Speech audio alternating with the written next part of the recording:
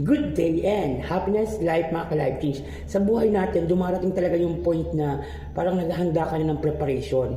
Iniisip mo yung paano pag dumating yung Lord, makakasama ka ba niya, ano yung mga ginagawa mong activity. Parang kung talagang believers ka ng Panginoon, bibigyan ka niya ng great wisdom na dapat mo na itong gawin at huwag mo na itong ipagpatumpik-tumpik pa. Dapat kumilos ka na kasi near is to come na. Okay? Hindi siya far. Very near na yung paghahanda natin para sa pagdating ng Panginoon. So, kung ano man yung ginagawa mo ngayon, example, you do it for pleasure para yumaman or para gumanda pa yung buhay. I think, baguhin natin, lagyan natin ng life change.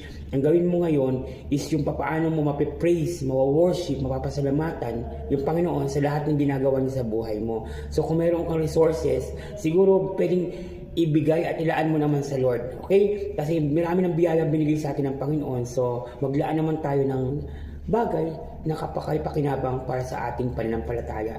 Okay? Gawin natin ito. So, I have my dream, I have my vision, meron na akong place, nakita ko to before, nung pumunta ako sa Pampanga, sa Sindalan.